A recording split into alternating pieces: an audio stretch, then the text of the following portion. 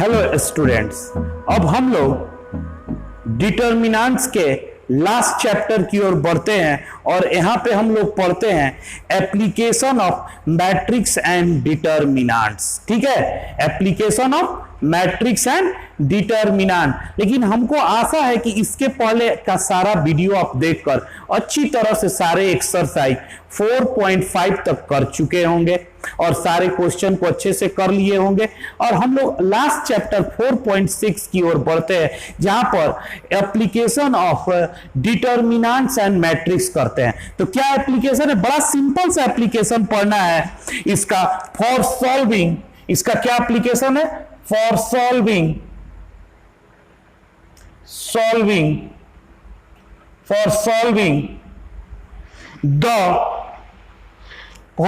the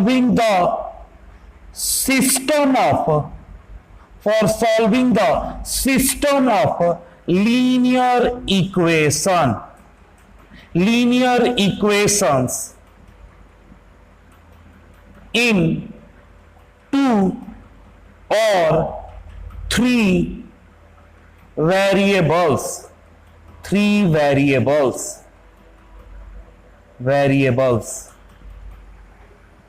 For solving the system of linear equations in 2 or 3 variables, हम लोग matrix और determinant के help से लीनियर इक्वेशन का सॉल्यूशन निकालना सीखेंगे 2 और 3 वेरिएबल्स का।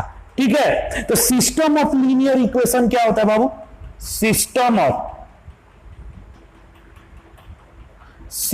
Of linear equations in 3 variable आपको दिखाते हैं। 3 variables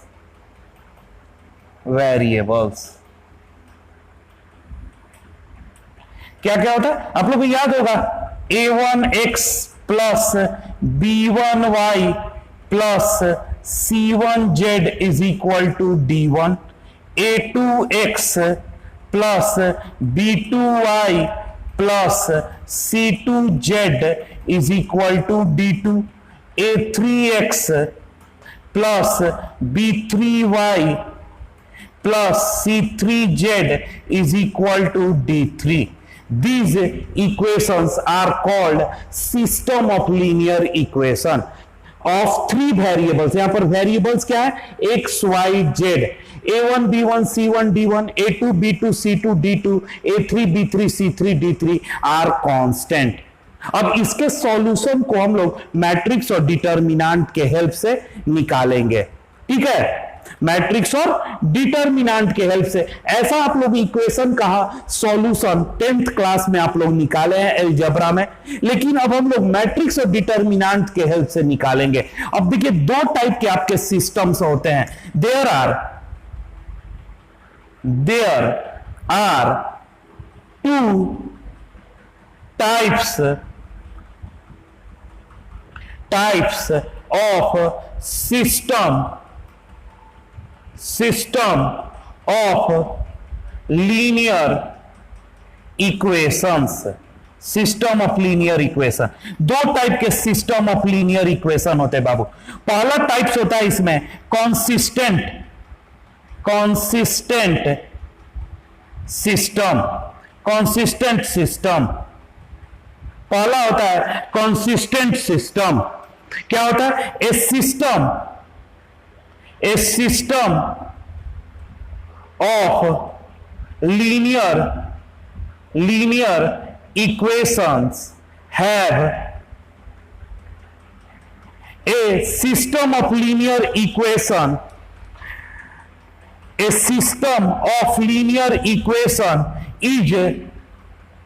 is said to be consistent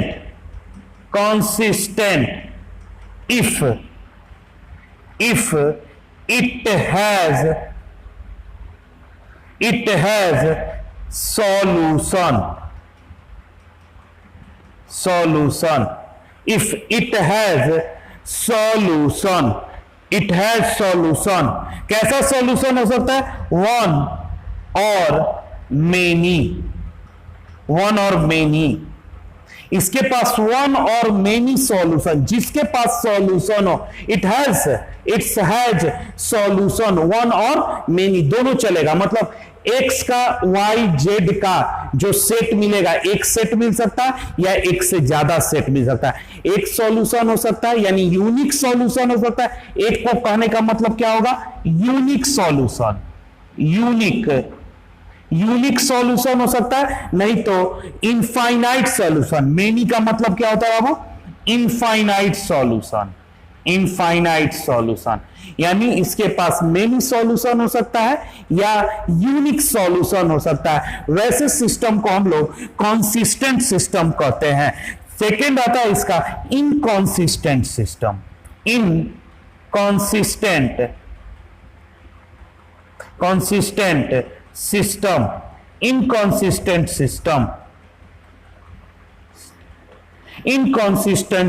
consistent है, थोड़ा स्पेलिंग यहां पर, कंसिस्टेंट, इनकंसिस्टेंट सिस्टम। कंसिस्टेंट है बाबू, थोड़ा स्पेलिंग देख लीजिएगा, कंसिस्टेंट टी छूट गया था, कंसिस्टेंट सिस्टम। इनकंसिस्टेंट सिस्टम क्या होगा, किसको बोलेंगे इनकंसिस्टेंट सिस्टम, नो सॉल्यूशन। ऐसा सिस्टम हो जिसके पास कोई सॉल्यूशन नहीं हो, उसे हम लोग इनकंसिस्टेंट सिस्टम कहेंगे। जिसका कोई सॉल्यूशन नहीं निकल पाए, वैसे सिस्टम को हम लोग इनकंसिस्टेंट सिस्टम कहते हैं। ठीक है, इनकंसिस्टेंट सिस्टम कहते हैं। ठीक है बाबू, इनकंसिस्टेंट सिस्टम कहते हैं। जिसका कोई सॉल्यूशन नहीं हो उसे इनकंसिस्टेंट सॉल्यूशन कहते हैं, और जो सिस्टम के पास सॉल्यूशन हो उसे कंसिस्टेंट सिस्टम कहते हैं। ठीक है, ठीक है बाबू। कंसीडर द सिस्टम ऑफ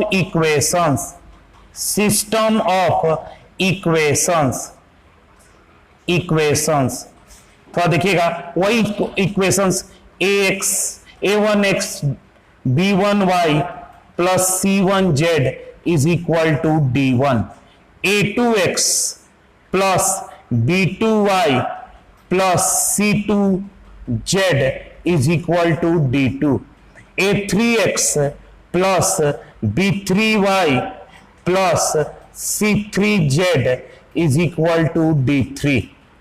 अब देखिए बाबू, इस सिस्टम ऑफ इक्वेशन को हम मैट्रिक्स फॉर्म में कन्वर्ट करेंगे। तो यहां पर हम लोग तीन मैट्रिक्स डिफाइन करते हैं। देखिए यहां पर तीन चीज है, आपको देखिएगा, एक कोफिशिएंट है, कोफिशिएंट, तो that is called coefficient matrix. एक है coefficient matrix, coefficient matrix. Coefficient matrix को हम लोग डिनोट करते हैं कैपिटल ए से। कोफिशिएंट क्या है, a1 b1 c1, a1 b1 c1, a2 b2 c2, a2 b2 c2, a3 b3 c3 is called coefficient matrix. ठीक है, एक मैट्रिक्स आपको डिफाइन हो गया। नेक्स्ट है बाबू वेरिएबल मैट्रिक्स। नेक्स्ट है वेरिएबल मैट्रिक्स, जिसको हम लोग कैपिटल एक्स से डिनोट करते हैं। ये एक्स वाई जेड। और तीसरा मैट्रिक्स है कांस्टेंट मैट्रिक्स, जिसको हम लोग बी से डिनोट करते हैं। यह है d1 d2 d3। अब देखिए, हम a x और b में एक रिलेशन एस्टैब्लिश करते हैं। a into X is equal to B, a into X is equal to B. अब a इंटू एक्स करके देखिए तो बाबू क्या होता है, a into X, a matrix है, तो यहां पर लिखेंगे a1 a2 a3, a, इसको हम लोग मल्टीप्लाई करते हैं x x x plus plus plus b1 b2 b3, किससे मल्टीप्लाई होगा, y y y plus plus plus c1 c2 C3 किससे मल्टीप्लाई होगा? Z Z Z. ये देखिए a इंटू एक्स का वैल्यू है, b क्या है? D1 D2 D3। अब बताइए कंपेयर कीजिए, ये दो मैट्रिक्स इक्वल है तो ये किसके इक्वल होगा? ये वाला elements is equal to D1, पहला इक्वेशन आ गया। ये वाला is equal to D2, second equation. ये वाला इज इक्वल टू D3। तो बताइए इस इक्वेशन को आप क्या बोलिएगा? सिस्टम ऑफ लीनियर इक्वेशन बोल सकते हैं, system of linear equation. Hence ax is equal to b is called system of linear equations in matrix form। ये मैट्रिक्स फॉर्म का सिस्टम ऑफ लीनियर इक्वेशन है ax प्लस बी। ठीक है बाबू, ax plus B matrix form का system of linear equation है। ठीक है, अब थोड़ा ध्यान दीजिएगा,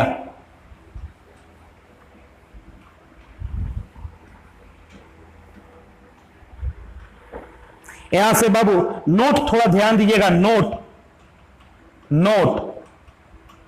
note first, if matrix B is equal to O, B matrix O है, B क्या है आपका?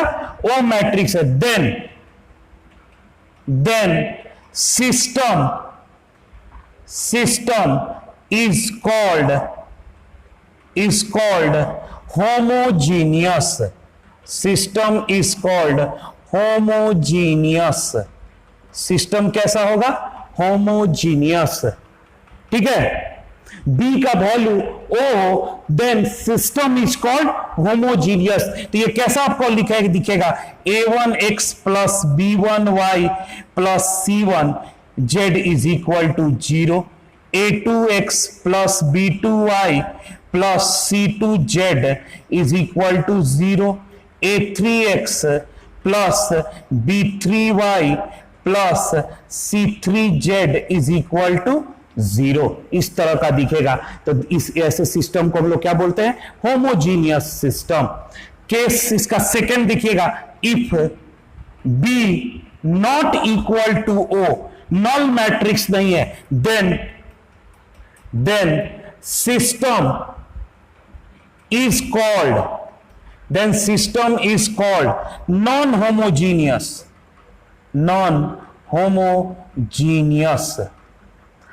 होमोजीनियस।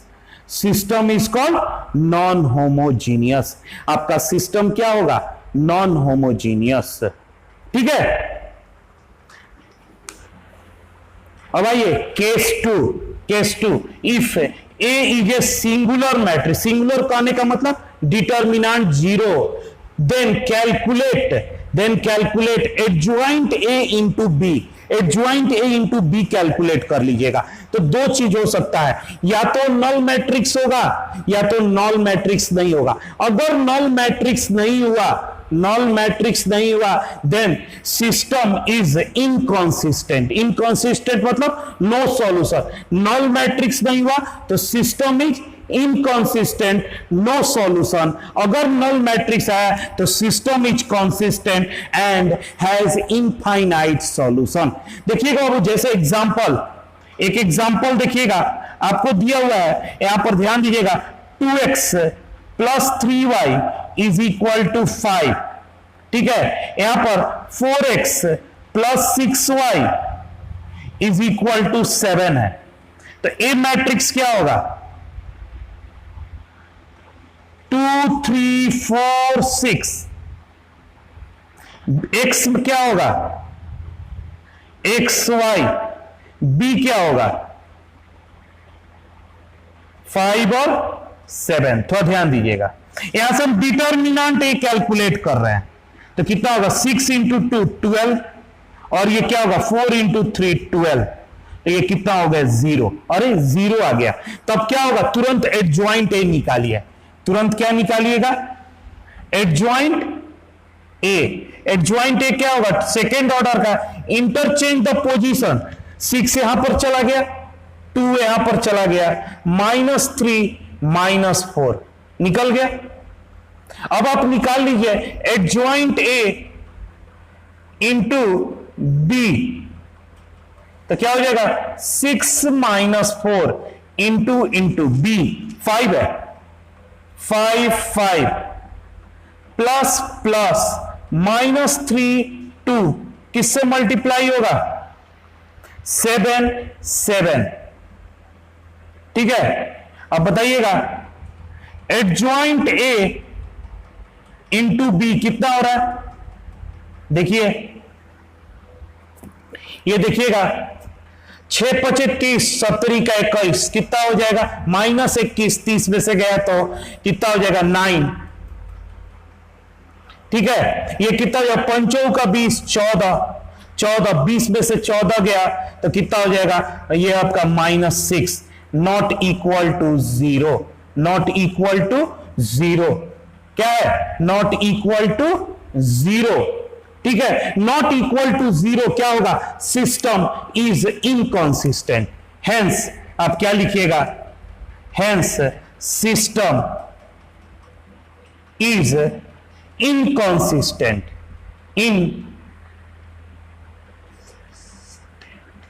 मतलब इनकॉन्सिस्टेंट का मतलब होता है नो सॉल्यूशन, इसका आपको कोई सॉल्यूशन नहीं मिलेगा।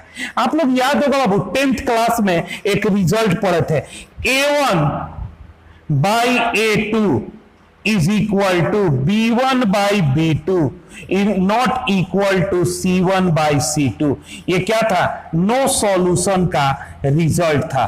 तो देखिए तो A1 बाई A2 क्या आ रहा है 2/4 1/2, B1 बाई B2 क्या आ रहा है 3/6 1/2, और C1 बाई C2 क्या है 5/7, क्या दिख रहा है A1 by A2 is equal to B1 by B2 not equal to C1 by C2, है कि नहीं। ऐसे भी आप लोग 10th क्लास में इसका आप लोग चेक करते थे, 12th क्लास में आप लोग को इस तरीके से आपको चेक करके देखना है, not equal to C1 by C2, या 12th क्लास में आप लोग मैट्रिक्स और डिटर्मिनेंट से इसको चेक कर सकते हैं, ठीक है। बात समझ में आया। एक और देखिएगा एग्जाम्पल एक और देखिएगा,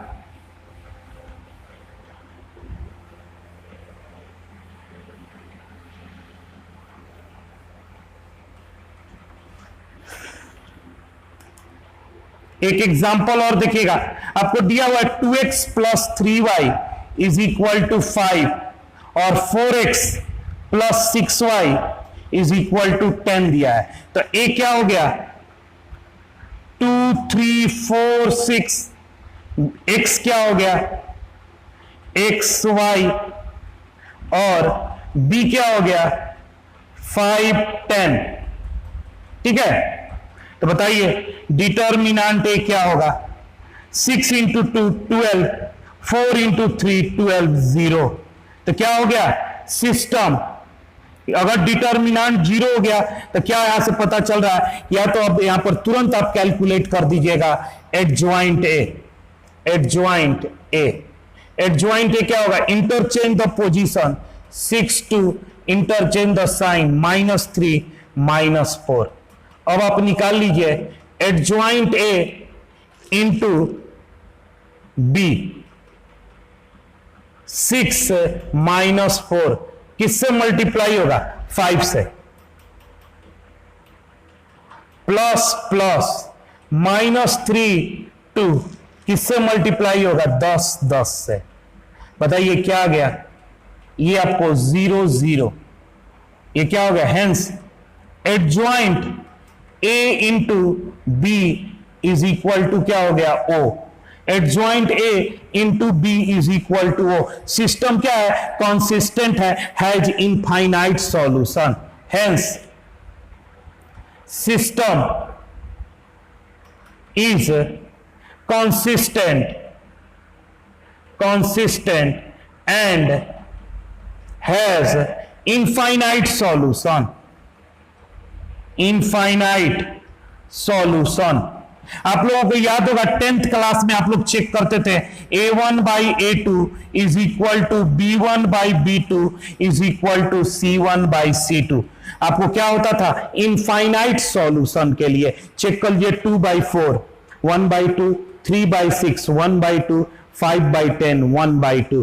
तो ये होगा इनफाइनाइट। 10th क्लास में इस तरीके से चेक करते थे और 12th क्लास में आप लोग इस तरीके से चेक कर रहे हैं। ठीक है, अब आते हैं होमोजीनियस सिस्टम का कैसे। ये सब किसका हमने निकाला है, नॉन होमोजीनियस, क्योंकि बी जीरो नहीं है। अगर बी जीरो हुआ तो क्या कीजिएगा, solution of homogeneous system, solution of homogeneous linear equation कैसा होता है, होमोजीनियस। बी जीरो होगा बाबू, मतलब कहने का अर्थ है ax is equal to O है, बी ओ है तो ax is equal to O. इसमें a इनवर्स से मल्टीप्लाई कीजिए, a inverse a into X, a inverse o, a inverse a क्या होगा i into X, a inverse o क्या कहलाएगा o, i इंटू एक्स क्या कहलाएगा x is equal to o, इसलिए x का वैल्यू क्या आ गया o, मतलब सारे वेरिएबल का वैल्यू क्या होगा जीरो, सारे वेरिएबल का वैल्यू क्या होगा जीरो। एग्जाम्पल देखिएगा, अगर 2x plus 3y plus 6z is equal to zero है, 8x plus 4y plus 7z is equal to zero है, 9x plus 3y plus z is equal to zero. यहां पर देखिए b is equal to o matrix है, तो system कैसा है, system is क्या है आपका होमोजीनियस,